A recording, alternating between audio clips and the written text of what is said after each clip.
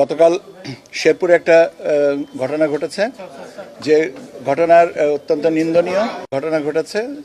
নির্বাচনী আপনার যে প্রচারণা সম্পর্কিত আমাদের আচরণ বিধিতে একটা বিধান রাখা হয়েছে যে যেখানে সৌহার্দ্যপূর্ণ পরিবেশে আচরণ ইশতেহার পাঠ করে নির্বাচনী প্রচারণা করবেন, কিন্তু সেখানে একটা দুর্ভাগ্যজনক ঘটনা ঘটেছে এবং তার ধারাবাহিকতায় প্রশাসনিক সিদ্ধান্ত হিসেবে এই মুহূর্তে ইওনো এবং ওসিকে প্রত্যাহার করার সিদ্ধান্ত নেওয়া হয়েছে।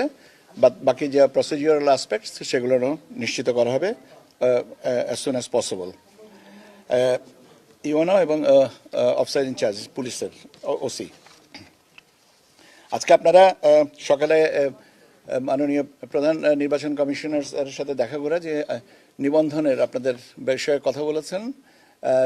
আমরা আপনাদের দাবির প্রতি সমর্থন রেখে আমরা কার্ড ব্যবস্থা প্রত্যাবর্তন করব, যাতে অনলাইনে যেটা আছে সেটা তো যেগুলো হয়ে গেছে সেটা তো আছে, কিন্তু আপনারা অতীতে যেভাবে পেতেন সেভাবে যেন পাবেন সেই ব্যবস্থাটা করা হবে। তবে একটু সময় দিবেন, যদি বলেন যে আগামীকালকেই দিতে হবে সেটা হবে না, তো একটু সময় দিন যাতে পদ্ধতিটাকে একটু আবার রিএস্টাবলিশ করতে একটু সময় লাগে।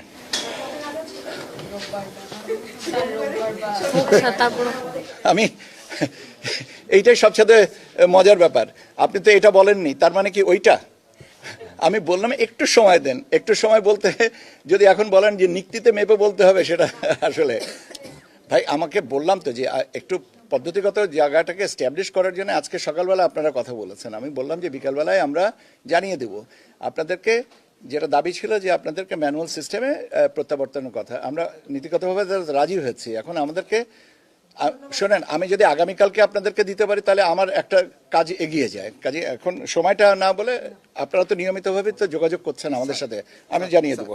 এই রিলেটেড একটা প্রশ্ন, এখানে ব্যাপার হচ্ছে যে অনলাইনে যে যারা অলরেডি নিবন্ধন করেছেন, যাদের অনুমোদন দেওয়া আছে সেটা বহাল থাকবে, কিন্তু নতুন করে আর অনলাইনে নিবন্ধন করার দরকার নেই। এটা কি শুধু সাংবাদিক নাকি পর্যবেক্ষকদের? সাংবাদিকদের ক্ষেত্রে এই ব্যাপারে যদি দরকার হয় পরবর্তীতে পর্যবেক্ষকদের, কিন্তু পর্যবেক্ষকদের বিষয়টা এই মুহূর্তে বিবেচনায় আনা হয়নি, আপনাদেরটাই আনা হচ্ছে, ওটা দেখা যাবে। এটা আপনাদের এটা আর একটা প্রশ্ন এসছে, সেটা হচ্ছে যে আপনাদের কত সময় পর্যন্ত আমরা কনস্টিটিউয়েন্সি বা নতুন আপনার প্রার্থীর সংযোজন নির্ধারণ করা যেতে পারে, যাতে ভোটের প্রবাসীদের বা পোস্টাল ব্যালটের ভোটটা যেন নিশ্চিত করা যায়। এখানে একটা রেলিভেন্ট টাইম